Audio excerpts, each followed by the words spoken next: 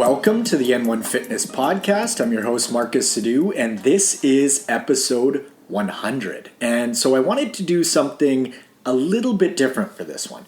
I'm going to share the biggest learning experience of my life to date and how it all played out. It played out perfectly. Now, when I was 22, I applied for the Human Kinetics program at a local university in Vancouver, Canada, where I lived at the time, and I got denied. I didn't get in.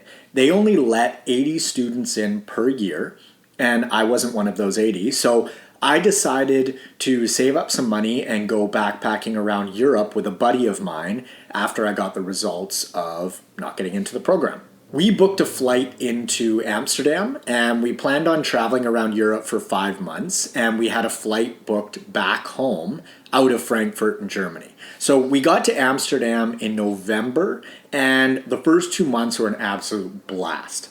We checked out the Netherlands, of course, Spain, Italy, Ireland, and then we went to Scotland to stay at my buddy's aunt's place over Christmas. And then after Christmas, my friend decided to head home, but I wanted to keep traveling, so I decided to book a flight to Poland. I was fucking terrified. I had just turned 23 years old a few days prior to that, and I had never traveled solo before, only with friends. So I didn't get a ton of sleep leading up to my flight out of Scotland. I was super worried, thinking, what if I don't make any friends? What if I get lost? What if this? What if that? Stress levels were elevated. Up until that point, I'd been using a big-ass travel backpack, but when I was leaving Scotland, I decided to leave my big bag with my friend's aunt, and I zipped off the Daypack and used that for the remainder of the 3 months. And I mention that because this was my first experience with minimalism in a sense. All I had was a bunch of underwear, socks, a pair of jeans or two, a bunch of t-shirts, and a jacket. And the real pull for me to pack light was that I was able to hop on cheap and quick Ryanair flights without checking a bag and just easily be in another country, an hour later. So I felt super free. When I landed in Poland, it was early January. So there was snow on the ground and it was super cold, definitely winter time. And I checked into my hostel and my room was, I think, an 8 or 10 bed bunk setup. It was empty. Either way, it was empty room. I was the only person in there, and I'm like, fuck, am I the only person in the world crazy enough to be traveling in Poland in January right now? I was a little worried.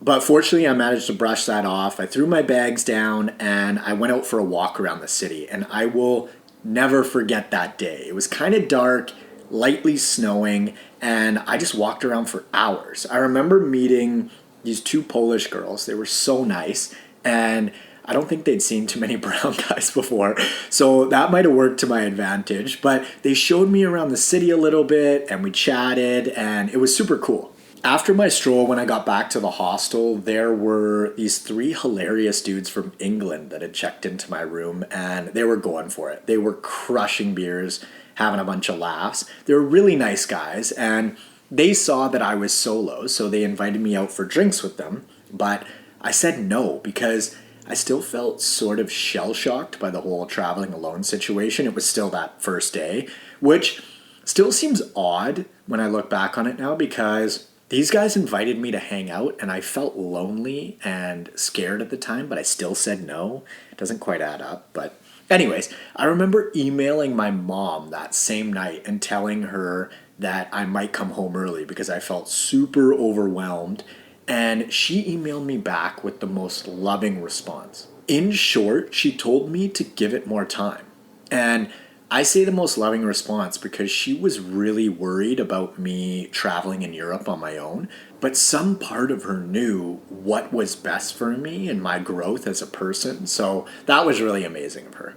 Surprisingly, I ended up sleeping fairly well that night, and the following morning I went down into the kitchen for breakfast, and there were 3 Australian dudes and a couple Polish girls dishing up brekkie. Now, I was really shy growing up with people that I didn't know. So with folks I knew, it was fine, but socially, I was pretty awkward just making small talk and meeting new people. I felt just generally uncomfortable in a lot of social situations, and oftentimes I just couldn't wait to get out of them. So a lot of those feelings were coming up with this traveling solo thing. So I was scared that I wouldn't make any friends and I'd feel lonely the whole time. But somehow I got talking with these Aussie guys. And eventually I said to them, what are you guys up to today? And they had planned to walk around and check out a few museums and stuff like that. And I wanted to go with them. And when I thought about asking if I could tag along, I felt so uncomfortable. Like, what if they just want to hang out with one another? What if they say no when I ask? All of these rejection scenarios are running through my head, but somehow I mustered up the courage to awkwardly say, do you mind if I join you? They're like, absolutely, come along. And it was so relieving on two fronts. One, because they didn't say no, obviously. And then two, because I thought, oh shit, maybe I can make some friends out here on my own. So I went with these guys, Tom, Michael, and James, absolute beauties. And we had a great day. We walked around, we grabbed beers, we had tons of laughs. And I actually ended up traveling with these three guys for the next 2.5 weeks around Poland. We totally hit it off. That one question, do you mind if I join you, changed my life, because I had told myself, based on all my prior experience, that I had been socially awkward, I couldn't travel alone, all sorts of insecurities had popped up, and after I asked that question, I couldn't hold those beliefs because I had proof that they weren't actually true anymore, and potentially they never were. Actually, the socially awkward thing was absolutely true for sure. I was awkward as fuck. But after that, I was off and rolling. I went back to Spain. I hit Portugal, Germany, France, Croatia, Austria, the Czech Republic, Belgium, Netherlands, Slovakia. Went to Hungary. I bounced around a lot, and I met so many incredible people. That trip changed me. I mean, the thought of walking into a room not knowing anyone and needing to socialize, I would have rather jumped off a bridge. And after backpacking solo, the idea of going somewhere new to explore where I didn't know a single person actually excited me. It was a complete 180. In Portugal, I actually went to my first movie on my own. It was A Curious Case of Benjamin Button. It's still one of my favorite movies to this day. But before that, I wouldn't have ever gone to a movie by myself because even if I wanted to see it, I had it in my head that I needed to go with somebody else because that's just what you do. And if you can't find somebody to go with, you don't see the movie. And what would people think of me if I was at a movie alone? And all of these things were running through my head. It's the same situation with going for dinner out. I now really enjoy going to restaurants solo and sitting at the bar and chatting with the bartender, enjoying a meal and a beer, and it's just so freeing to feel comfortable doing that. Whereas before, even the thought of doing that made me incredibly uncomfortable. I'd say that the most valuable life skill that traveling on my own in Europe gave me at that time was better conversational skills. I mean, being a good conversationalist or just getting better than you are right now might be the most useful skill in the world. It just opens up so many doors from an opportunity standpoint, but it also just makes your life so much more interesting because your conversations become more interesting and you learn a ton and that just snowballs. I've traveled a fair bit since that backpacking trip, and I've got to say there are amazing places in the world. There are beautiful landscapes and hikes and beaches and all sorts of cool shit. But hands down, the most amazing thing about exploring aren't actually the places themselves. They're the people. It's humans. We are all fascinating. Well, I mean, some more than others, but seriously, everyone has their own story and experiences and joys and hurts and successes and failures that have led them to this very point in time. And this just reminds me specifically of one reason why I love to travel so much, and it's because everyone I meet gets to meet who I am today. Meaning, they don't know anything about my past, they don't know what I've done, what I haven't done, and so it's sort of like a mini clean slate. Now, don't get me wrong, I have an amazing family who I adore and awesome friends, many of whom I've known since I was, 4 or 5 years old. We still hang out today. I love them all. I just find it so cool to get to see myself through someone else's eyes that doesn't know me yet. I just think it's super valuable feedback because, like I mentioned, the people you see all the time have all sorts of experiences and ideas of who you are, who you aren't, your strengths, weaknesses, and all that good stuff, which is awesome. But it's also awesome getting a new reading of who you've become from someone outside your inner circle. I'm sure you've had this experience where you meet someone you haven't met before, you get to chatting, and they're like, oh wow, you're so easygoing. And maybe you never thought of yourself as easygoing before, or funny, or smart, or observant, or whatever. I think it's just really healthy to get feedback from folks you don't know all that well sometimes, because it creates some possibility and potential room for growth and an opportunity to see yourself in a light that maybe you haven't seen yourself before. There's that super corny saying, life begins at the edge of your comfort zone or something like that. And as much as I cringe when I hear blurbs like that, there is some truth to it, right?